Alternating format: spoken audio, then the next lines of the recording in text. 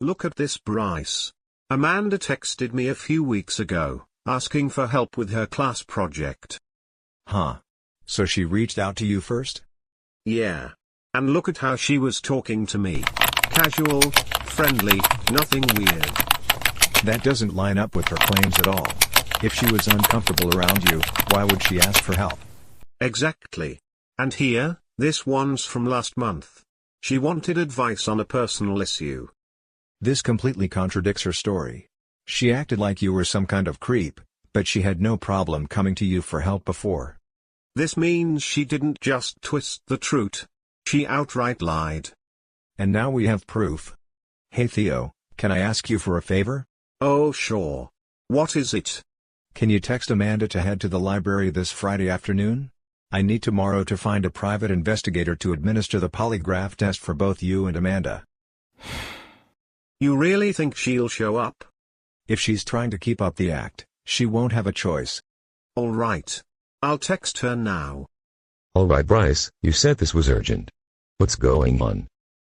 Dad, we need you to conduct a polygraph test. It's for a serious matter. It involves my friend Theo. He's being falsely accused. We've gathered evidence that contradicts Amanda's claims, but we need something conclusive. If Theo passes the test and Amanda doesn't, it'll help solidify our case. I see. I can conduct the test, but you both understand that polygraphs aren't foolproof, right? Yeah, but we also know Amanda. If she's lying, she'll crack under pressure. We just need the truth on record. Can you set it up? All right. I can run the tests tomorrow afternoon. You'll need to make sure Amanda agrees to take it. We've already set that up. She'll be here at your office on Thursday noon, and she'll be meeting with us at the library Friday afternoon. Smart. All right, I'll bring my equipment and handle the rest. Just be ready for what comes next. Aha! Just the individual we wanted to see. Ugh, what could you 9 clowns possibly want from me? You know you are simply wasting my time here. Hey, hold on! Don't you bloody move a muscle, you dirtbag! I'm gonna ask you this question. Do you really know why you are here? No.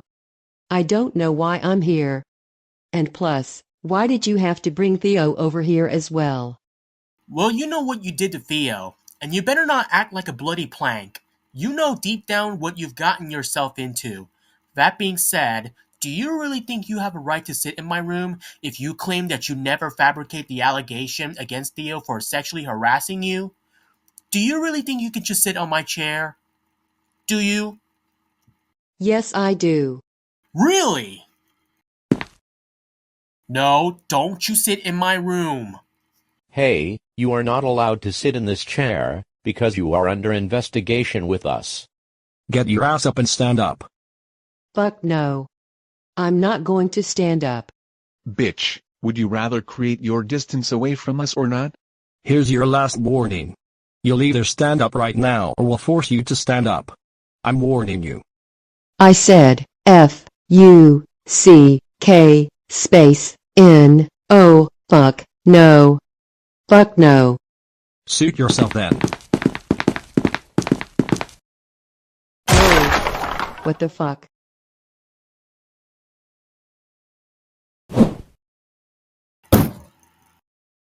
What the fuck, dude? How dare you pull my chair and make me stand up? This is a pure sexual harassment. I'm going to sue you and press charges against all 9 of you. Oh, you want to threaten us? Just no. Don't be ridiculous. Really, Amanda? That is not even a sexual harassment at all. We told you to stand up. We told you to stand up because you know you are committing a crime by filing a false report to the police on Theo that is not even true out of the gates. And since you made Theo uncomfortable by your bullshit accusations, you don't get to be comfortable either. Alright, Amanda, let's get to the point. You're here because you accused Theo of sexual harassment, but we spent the last few days gathering real evidence. Evidence that contradicts every single one of your claims. So let's start with all the evidence we collected. Witnesses who were at the event say they saw you and Theo talking. But here's the catch. Every single one of them says Theo was polite and respectful. Some even say you were friendly and engaging with him. So tell me, Amanda, How does that match your story of being harassed? Maybe they weren't paying attention. People don't notice everything. Oh, but one of your friends even said that you didn't seem upset after talking to Theo. In fact, you stayed at the event laughing and mingling. Doesn't seem like the reaction of someone who was traumatized, does it? Then there's this. A cryptic post you made before the event, talking about how you were going to expose someone. You never said Theo's name, but it's pretty obvious. And look at the comments, your friends hyping you up, as if you already had this planned. Care to explain? That doesn't prove anything. We checked security footage. Theo wasn't lurking around you, wasn't cornering you, and sure as hell wasn't harassing you. You two spoke for maybe 2 minutes. No sign of any confrontation, and afterward, you walked away laughing. That doesn't mean I wasn't uncomfortable. Just because I didn't cry right away doesn't mean I was Stop! You're dodging because you know you've been caught. And this is where it gets worse. You have a history of doing this, Amanda. We talked to people who said you've made false accusations before, always when it benefited you. So, what was it this time? Did Theo reject you? Did you want attention? And here's the kicker. You texted Theo before this whole mess, asking him for help, completely friendly, no issues. If he was some predator, why would you be reaching out to him? That doesn't add up at all, Amanda. And let's talk about your timeline. You claim Theo harassed you right before he left. But the truth? Theo was somewhere else for part of the evening, confirmed by multiple witnesses. You couldn't even get your own story straight. I spoke with people who know you, Amanda. They all say the same thing. You exaggerate, and your body language right now? Defensiveness, shifting your story when cornered. It's classic deception. You guys are just twisting everything. Theo did make me uncomfortable. He said something disgusting. He followed me. Oh? That's funny, because earlier you said he made an inappropriate comment, but now he followed you? Yeah. That's what we call changing the story when caught lying. And that, Amanda, is our 8th and final clue. Your inconsistent bullshit. And now, the moment of truth, Amanda. Do you recall taking a lie detector test? Yeah, and I passed. Did you now? Let's see. Theo, you took a lie detector test, and we ask you, did you make any inappropriate comments to Amanda? You answer no. Did you harass Amanda at any point that evening? You answer no. Have you ever harassed Amanda or anyone else in the past? You answer no. Did you fabricate any part of your statements regarding what happened that night? You answer no. Were you at another location for a part of the evening as verified by witnesses? You answered yes. And the results of your lie detector test say that you told the truth. Amanda, you took the lie detector test, and we ask you, did Theo make any inappropriate comments to you? You answered yes. Did Theo harass you at any point that evening? You answered yes. Did you fabricate any part of your statements? You answered no. Did you create the story about Theo to get back at him? You answered no. Were you with your friends the entire time after speaking with Theo? You answered yes. And the results of your lie detector test say that you did not tell the truth. No, this can't be right. These tests aren't always accurate. Yay, sure Amanda. Just like your story. Face it. You're caught. You're finished, for good. And now, your jig is up. We're going to report all of this to the police. Although we would usually take care of crimes on our own, we really do appreciate you guys for investigating this crime. It's pretty commendable of all of you to figure this out and gather all the evidence we need to have. But please know that you should have called the public authorities sooner than later for help.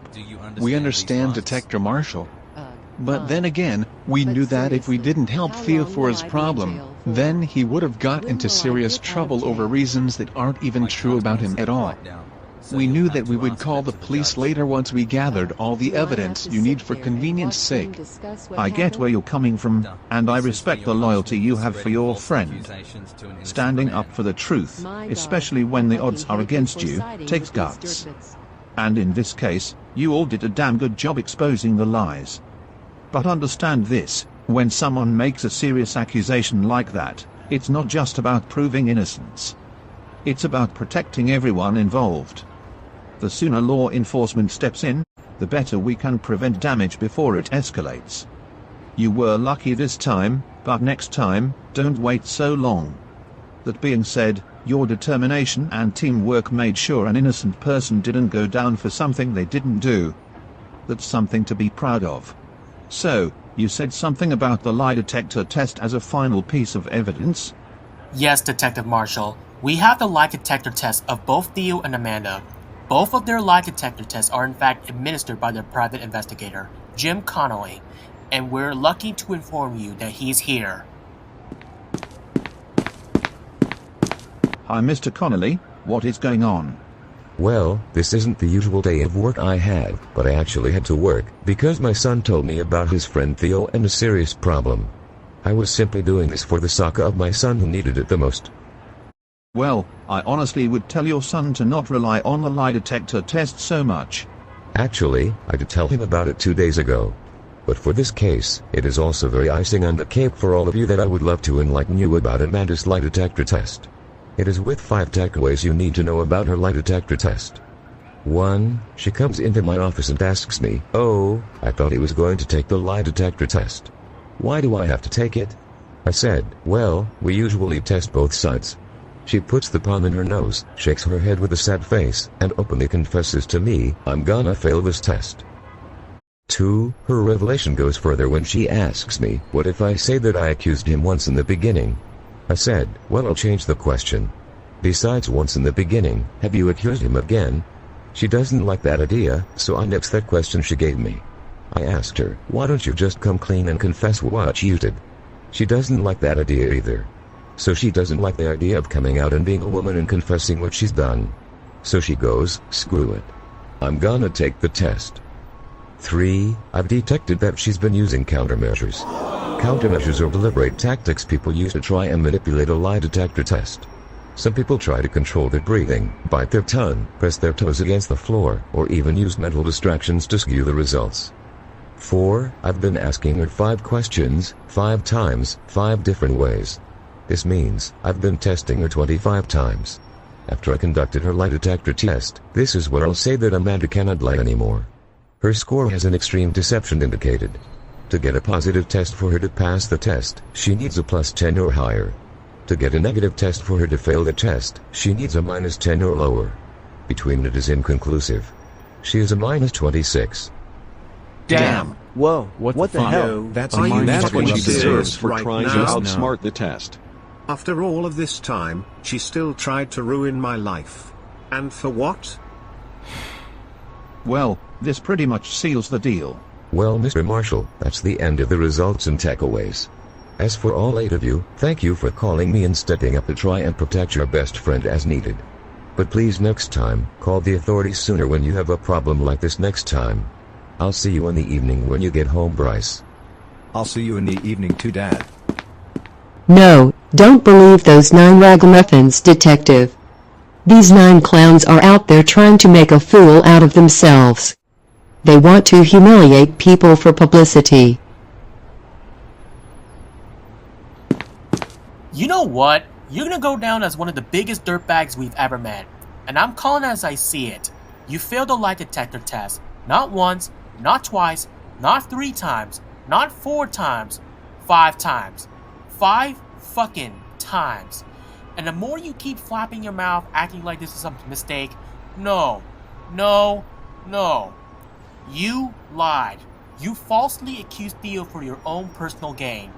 Your story makes absolutely no sense. You falsely accused multiple people before, and now you try to ruin Theo's life because he didn't give you enough attention, and you try to punish him in one of the worst way possible.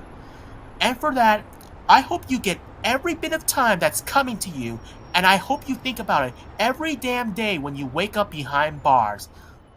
Oh please, cry me a river, you bunch of scumbags. Theo is a weak, spineless dumb wimp. No, shut up! And stop insulting him! Then make me shut up. You know what? Get this dirtbag off my sight! Let's go, Amanda. You have gone way too far. You all did good. But let this be a lesson. Justice should never have to come at this kind of cost.